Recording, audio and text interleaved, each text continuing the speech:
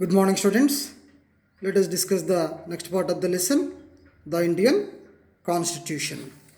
So, yesterday we have discussed about the preamble. What is the meaning of preamble? The first phase of the Constitution is called preamble. So, it explains the preamble, explains the philosophy or aims of the our Constitution. So,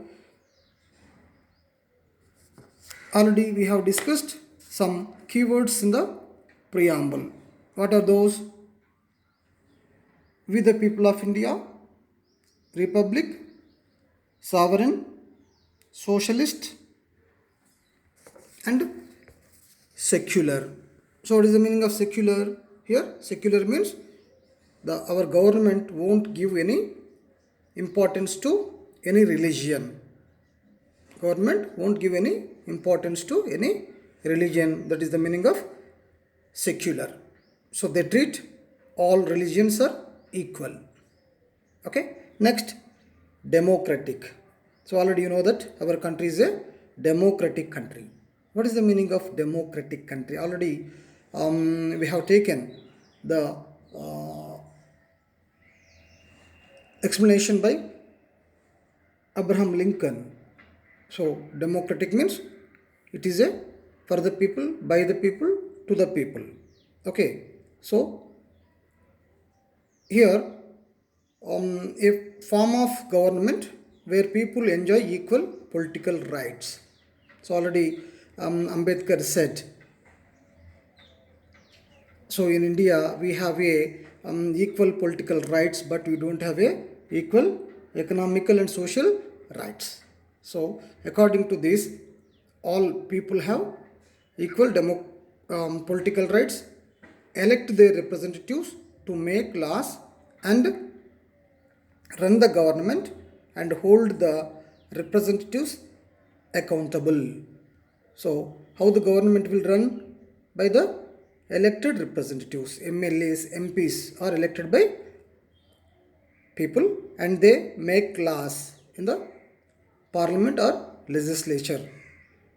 Okay. So and these are accountable to are responsible to parliament or assembly.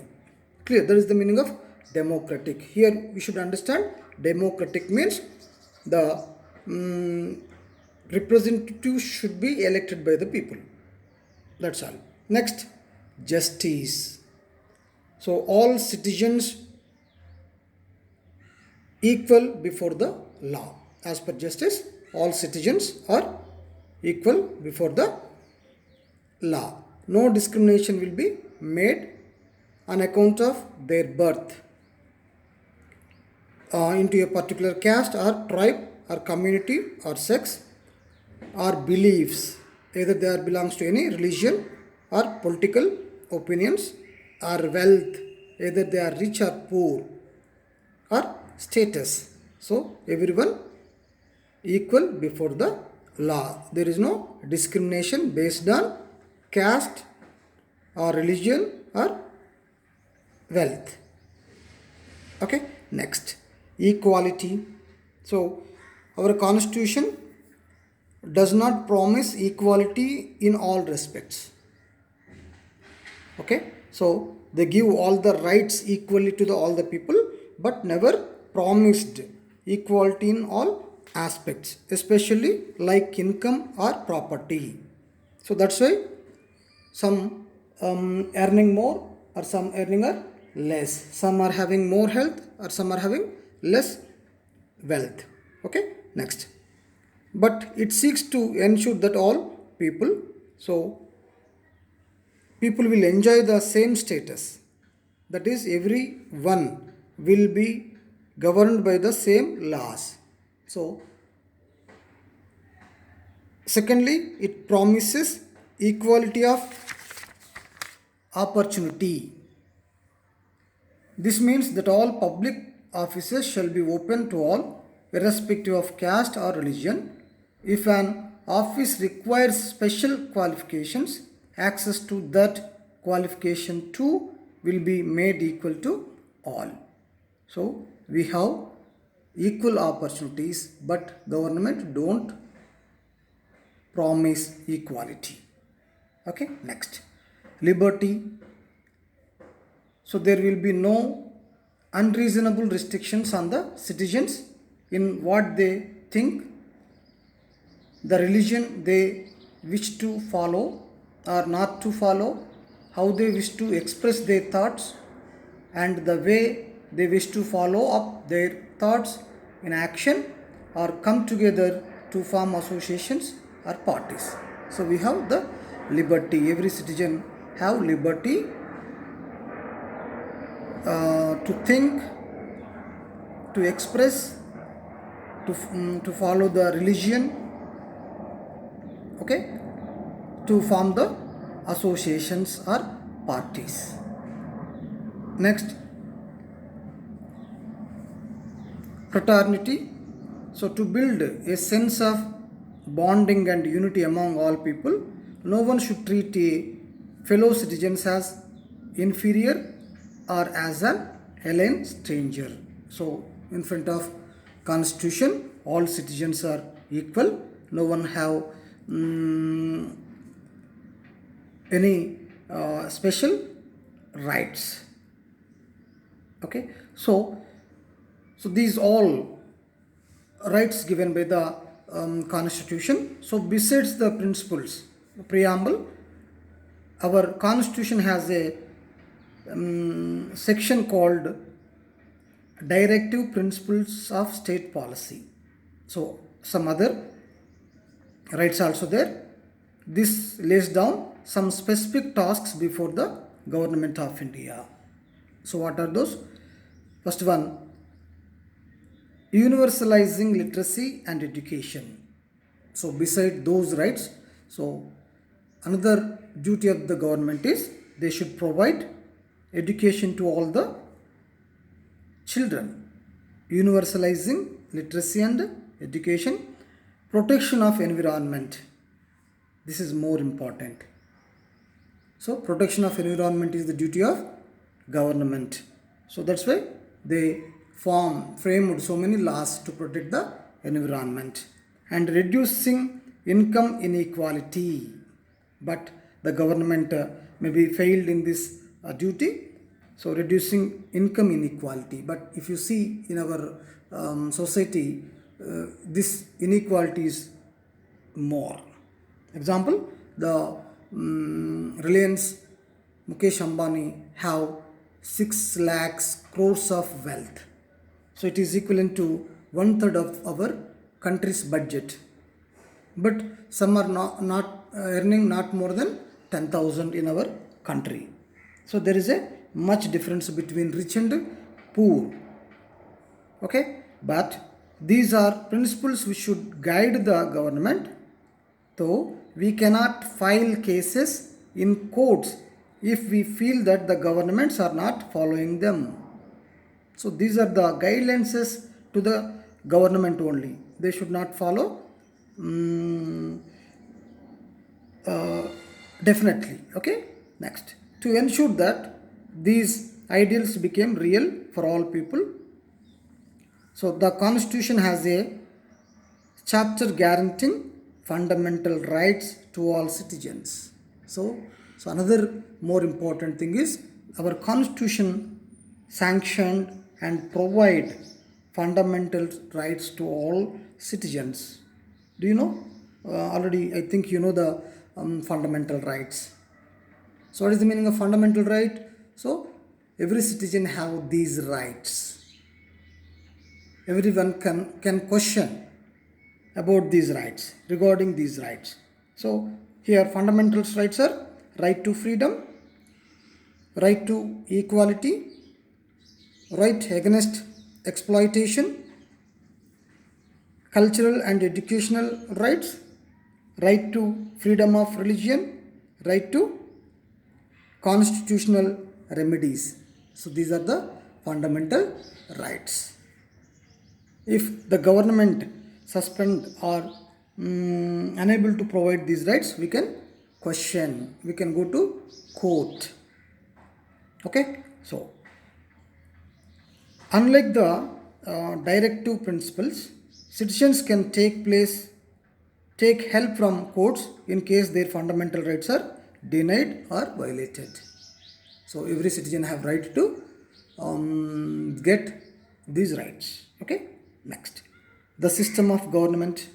Already we have studied how the governments formed, how to make laws in the previous classes. Again, the constitution also provides institutional arrangements for ruling the country in accordance with the above ideals and values. So, you are following parliamentary form of government. Already you know that. So here parliament means consisting of representatives, means MPs, makes laws. So they will make laws. The laws are implemented by government. So the laws were framed by the members of the parliament. So the government is answerable to the parliament. If they did mistakes, so government will be suspended. Okay. The country is governed by the cabinet ministers headed by the prime minister. Okay. So and the entire government is headed by the president.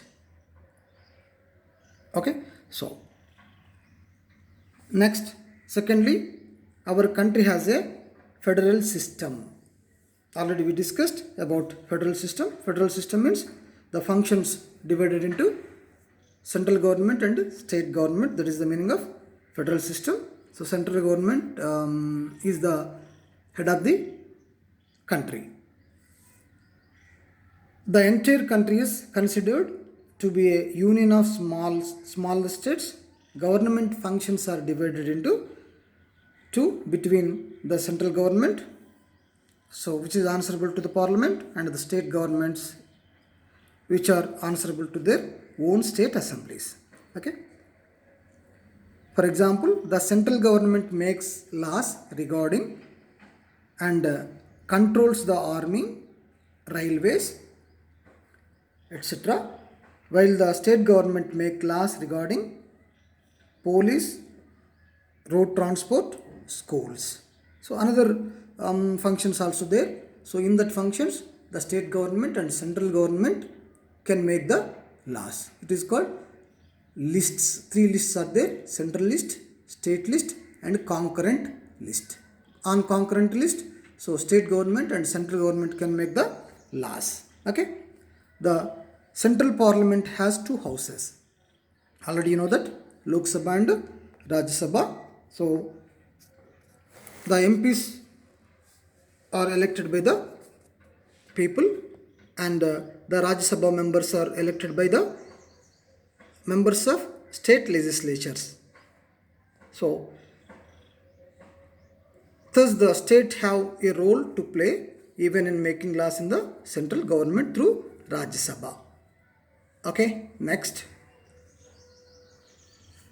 Moreover, our country has 3-level democracy. What are those levels? Central level, state level, and local level. Okay. So before we discussed about 2 governments are there: central government and state government. So state government work under the central government, but state governments have their own autonomy powers. So here another division also there. So there are 3 levels of democracy. One is central level, and that is called country level, state level, and district level. At the country level, we have the parliament. So at the state level, we have the state assemblies, and the district level, we have the local government known as Panchayat Raj system. So because of this division, people can participate, have maximum opportunity to participate in managing public affairs of the country. So different people elected from different levels. So parliament level MPs will be elected, state level MLAs, and panchayat level ward members. Okay, so those will be make laws on behalf of the people.